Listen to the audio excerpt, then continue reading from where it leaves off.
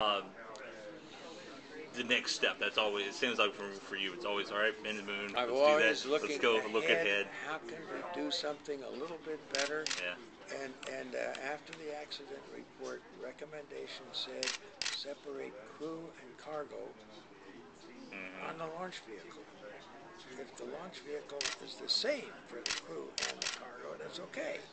You're developing one launch vehicle. You're putting a crew on one. And, maybe that's a result of the Columbia accident. You just want to separate the crew and cargo of the spacecraft, so that you can save the crew without having to haul the cargo along with it. And the spacecraft doesn't have to be so enormously large and come back empty a lot of times. Right. But it opened the door to have a different rocket for the crew than the rocket for the lander. And the way that has evolved opens the door to question at this point, 4 years down the road, of the pathway to go to exploration. But how do we go to exploration? Do we go and do something that we've done before? Now, if we stay with what we've decided to do, you can't afford to do anything else except the pathway that you've got. And I just think we have better things. We can develop spacecraft to land on a runway and share that economically with the rest of the world.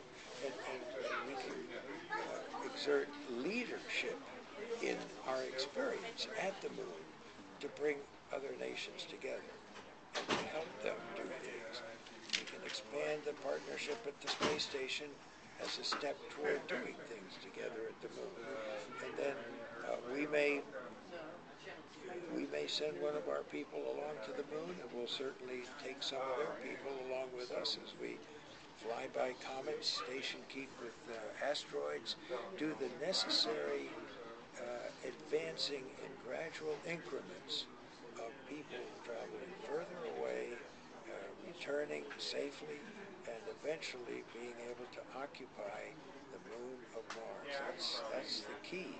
Instead of waiting until we're all ready and then we send a big armada to the surface, that is a pretty risky thing. If we haven't done the charting of a course which allows future leaders to endorse what it is we're doing and to change if it looks like our direction is not exactly right. To concentrate on asteroids, maybe not go to Phobos.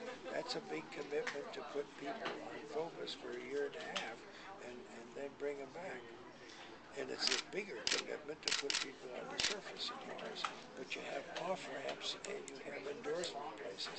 But the leader of the world that starts the pathway to human creatures in the direction of occupying another planet in the solar system, and it's a clear pathway, he's going to be held in higher esteem by history in the future than just doing what Kennedy did in advancing something that was not self-sustaining.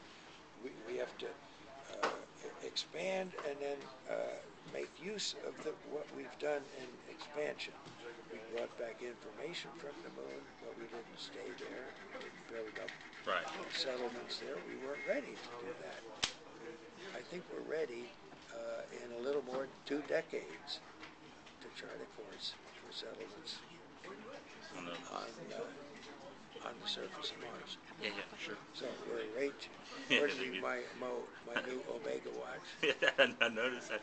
Real quick, just the new, the updated memoirs here. Well, it's very updated. I was going to say there's a whole lot of new in here. Many things that have entered my life since 1975 and 76, when the last story. It's all about the more complex recovery from alcoholism, the fellowship, the changings of life, the beginning to become productive again, the settling down of an attractive family life with Lois, that Lois and I complement each other. So there's sort of a love story, a rekindling of that, and who we meet and how we meet people. And I get my life back together again. Yeah. But it's in the space business of experience and making observations and developing them. That is what I think we should be doing. I don't have a big corporation behind me. We've made several attempts to improve, but we've been 15, 20 years ahead of the Air Force and of NASA. Right. We think. What